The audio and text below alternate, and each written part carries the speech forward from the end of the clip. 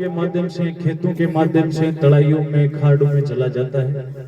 बढ़िया बरसात होती है, बहकर चला जाता है, रास्ते टूट जाते हैं, 5-7 दिन बाद में पानी सूख जाता है।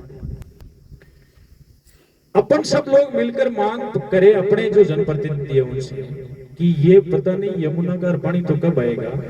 आप हमारे लिए एक ऐसी जल संसाधन विभाग, पंचायत राज विभाग, बीज, इन 2-3 विभागों से समन्वय स्थापित कर एक छोटी मोटी ऐसी योजनाएं बनाए कि इन पर्वतों के पास पास में अपन छोटे एनीकट बन सके, जगह जगह बांध बन सके, और ये जो पानी बहकर जाता है इसका स्टोरेज हो सके, तो इससे भूमिगत जल स्तर रिचार्ज हो सकता है, जिससे हमारे कुएं ट्यूबवेलों में भी पानी आ सकता है।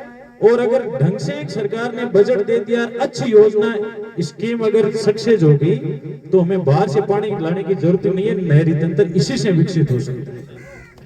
लेकिन इसके लिए भी क्या एक बड़ी इच्छा शक्ति और बड़े युद्ध स्तर पर काम करने की आवश्यकता है। हम सब लोग मिलकर अपने जीते हुए जनप्रतिनिधियों से मिले, उनके बात करें, तो हो सकता है कुछ न कुछ हमारे सामने इसके रिजल्ट आए।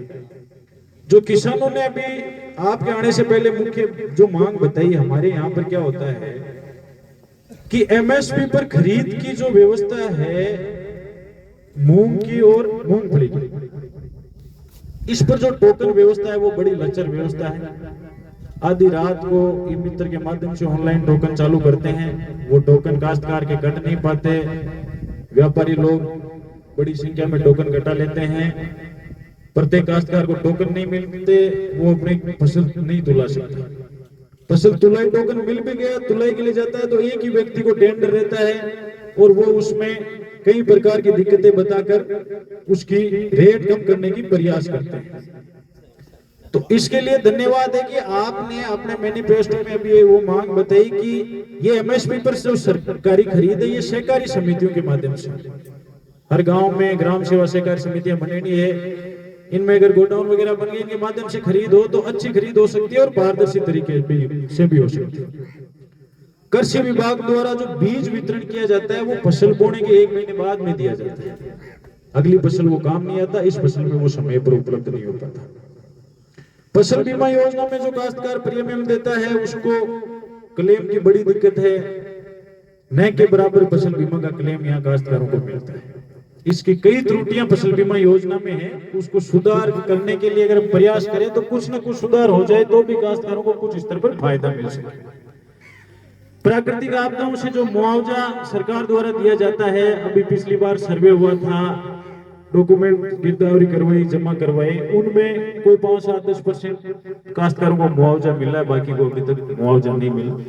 ये मांग भी आप उठाए, जिससे क्या है कि इसके क्षेत्र के काश्तकारों को फायदा मिल सके।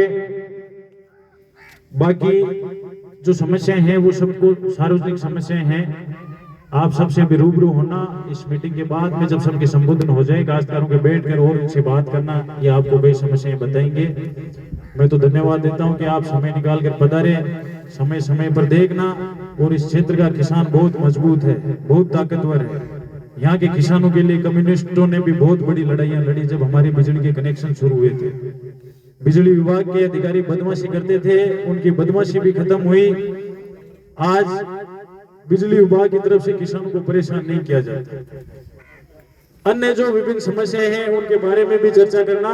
और मैं सबसे ज्यादा धन्यवाद दूंगा लक्ष्मण जी बगड़िया और बजरंग जी मूड को कि आपने ये मीटिंग, एक अच्छी मीटिंग इस पावन भूमि पर आयोजित करी, हम सबको बुलाया, मान सम्मान दिया, एक दूसरे से रूबरू होने का मौका दिया। इसके लिए आपको धन्यवाद और आपके किसान महासभा के प्रत्येक पदाधिकारी और प्रत्येक सदस्य को धन्यवाद देता हूं कि आप दूर दराज के क्षेत्र से यहाँ पर आए, अपना समय निकाला और हम सब लोगों से मिले। आप सबको बहुत बहुत धन्यवाद। एक नारा आप सब साथ में लगाएंगे, जय जवान।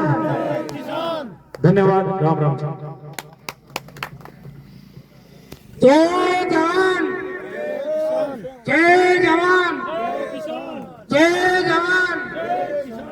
राष्ट्रीय अध्यक्ष बनवारी लाल जी जिंदाबाद, राष्ट्रीय अध्यक्ष बनवारी लाल जी जिंदाबाद। स्वामी की मांग उठा, हम तो कुछ